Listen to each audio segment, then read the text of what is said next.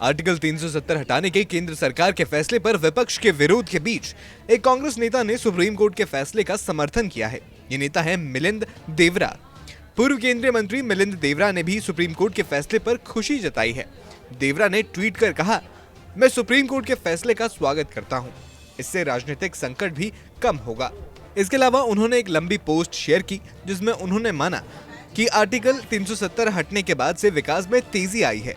अपनी पोस्ट में देवरा ने लिखा, भारतीय संविधान में आर्टिकल 370 हमेशा से एक अस्थायी प्रावधान था।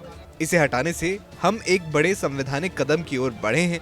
मैंने भी आर्टिकल 370 को हटाने का समर्थन किया था, लेकिन ये सभी पक्षों से बातचीत करके और बिना गैर जरूरी पाबंदियों को थोपे ही किया जा सकता था। वो कहते हैं कि इस अनुच्छेद के हटने के बाद मैं कई बार कश्मीर गया। इस दौरान मैंने देखा कि टूरिज्म बढ़ा है, इंफ्रास्ट्रक्चर मजबूत हुआ है और आर्थिक विकास में भी तेजी आई है। खासतौर पर महिलाओं को इसका फायदा मिल रहा है। मैं आर्टिकल 370 हटने से पहले भी कश्मीर गया था। अब देखता हूं कि महिलाओं की कामकाज में भागीदारी बढ़ी है। ये एक उत्साहजनक ट्रेंड है।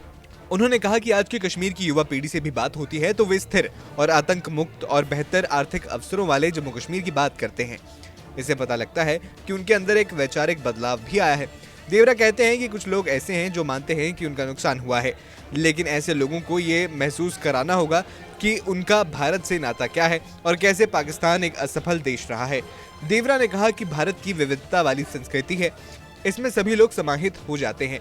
कश्मीर के लोगों ने तो हमेशा ही अलगाववादी और अतिवादी सोच को खारिज किया है, इसलिए उनका हक है कि शेष भारतीयों की तरह ही उन्हें भी अधिकार मिले। मिलिंद देवरा ने सुप्रीम कोर्ट के सुझाव की बात करते हुए कहा कि यहाँ जल्दी ही चुनाव होना जरूरी है और पूर्ण राज्य का दर्जा मिलना चाहिए। दिल्ली के गैर निर्वाचित अफसरों के हाथ ही कश्मीर के फैसले नहीं दिए जा सकते। एक राष्ट्र के रूप में हमारा लक्ष्य सभी क्षेत्रों की सुरक्षा और आर्थिक समृद्धि सुनिश्चित करना है, जिसके लिए उद्देश्यपूर्ण और निष्पक्ष नीति निर्माण की आवश्यकता है। कश्मीर के लोगों पर भारतीय मुख्यधारा में पूर्ण एकीकरण की दिशा में प्रयास अनिवार्य है, जिसमें न केवल राजनीतिक एकीकरण बल्कि सामाजिक, सांस्कृतिक और आर्थिक समावेशन भी शामिल है। नमस्कार, मैं हूं मानक गुप्ता।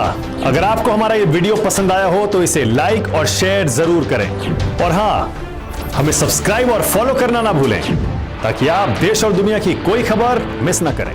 तो जुड़े रहिए हमारे साथ और देखते रहिए न्यूज़ 24।